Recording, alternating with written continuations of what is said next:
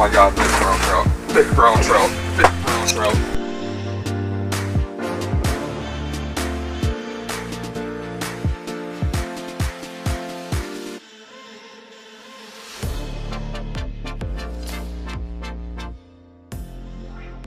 Hey everyone, and welcome back to Wide Open Water. Today's video, I head down to Milwaukee, Wisconsin to chase after some big brown trout with my buddy David. We did this the year prior down there, and the only fish that we ended up catching was a small northern pike. So it's definitely not the species that you target when you come to Lake Michigan in the winter. You want to get a big trout. And this year we actually did that. I'm sure you saw a quick glimpse in the intro, but let's not waste any time. Let's get to it. First fish of the day, we got Camden hooked up. So I'm here jigging just like we're in the hole. Oh my god, nice brown trout. Big brown trout. Big brown trout. This thing's huge. Oh my god. I was just jigging using a jig and a plastic. This thing came out of nowhere and hammered it. It looks like right now we got a big female on. Just about 5 minutes ago, I was telling David I had some anxiety about worrying about catching a fish today. And 5 minutes later, we hook up into one. Right now, I'm using my eye catcher from H2 Fishing. It's got a pretty good bend. So far, it looks like it's going to hold up for the trout. I was worried about it being a little stiff. So thank you, Grant Hopke. We have 10-pound braid. Ran to a barrel swivel with 6-pound fluorocarbon and like a 1/16 ounce jig with like a white worm plastic. Very simple presentation. And what I'm doing right now is I'm just kind of lifting up the rod. I'm letting the bend of the rod do the fight. As I just slowly lift up, I'll reel in. Honestly, I have no clue how far this fish is away. But this fish looks like it's probably over 2 feet. That was so cool though. I'm sitting there, I knew the fish was right by the lure. Saw it come in on the live scope. I really wish I had a camera on the live scope, but I forgot my second camera at David's apartment.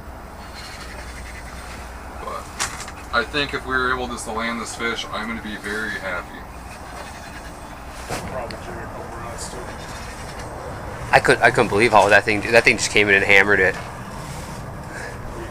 Looking at it a little bit. Yeah.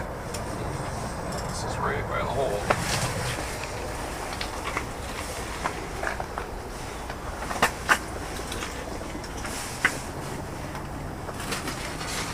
This is the moment where heartbreak set in. Don't say that. There's your swivel. Just gotta get his head in the hole. In the hole. Get the hole. Get the hole. I'd rather have myself lose it, David, than Alright. at least for this first one. Big female. Holy shit. She choked that jig. Oh, I got her. Oh man. Just gotta get her head up the hole. There you go, Cam. Oh! Woo! Woo! Holy smokes! Look at that. Oh my gosh. The last fish, or the closest fish to this that I've caught recently was probably when I was working in Alaska. Probably a big buck king salmon. Oh, she was not coming off. There we go. Wow. That is by far the biggest brown trout I've ever caught. That is a beautiful fish. And she's dropping eggs.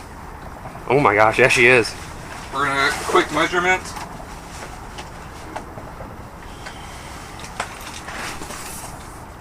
She is 30 and a half. Yeah, right about roughly. We'll say 30 inches. That's a beautiful fish. Going in for the release. Yep, we're giving her a quick drink. She's only been out of the water for just a couple seconds for the measurement. Give you one more look at her. Just a big, beautiful female, 30 inches, hit that jig. And we're gonna let her go. One last look. And we're gonna hold her. Oh, nice strong kickoff. So we just got done jigging for her. Where's my hook? That is all I was using.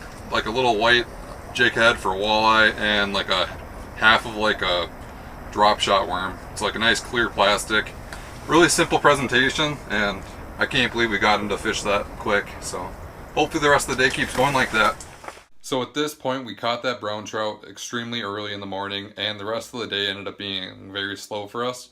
There was a couple anglers around us that caught some nice brown trout, and one guy got a really big buck, and it was probably a few inches bigger than the female I caught. But it was just fun to be able to get out there and look at all the beautiful fish. And Milwaukee specifically is just a great place if you ever want to go catch a trophy brown trout. You really don't have to hire a guide, but it is good to have the proper gear. The automatic fishermen are great to make sure that the fish don't swallow the lure. And once you take the fish out of the water, make sure not to touch its gills. And if it's cold out, keep its body in the water until you take a quick photo. You want to make sure that these fish get back in the water healthy. I guess looking towards the footage that I have throughout the day, it ended up being kind of really boring. No, I guess I didn't catch anything else, but I was able to film a little bit on the live scope. And right here I'll show you a quick glimpse on what it looks like when the trout swims by. As you can see, I'm sitting there jigging my lure, and you can see my barrel swivel down to the jig, and at times the trout would come in really quick and just dart away. I'm not sure why they wouldn't bite throughout the day, and maybe I just got lucky with that one female and she was just really hungry at sunrise, but I'll take it. One fish throughout the day. Most people, I guess, when they go down there, they don't actually catch a brown trout unless you go with a guide. It is very tough, but I'm not saying that it can't be done without a guide. Looking towards the rest of the winter season, actually there's people already going out in open water. But my goal is to be able to get out and do one more ice fishing trip. It should be really fun, and if I do it right, it could be a big fish. I won't say any more about that, but until next time, I'm Camden Droppo with Wide Open Water, and I'll catch you later.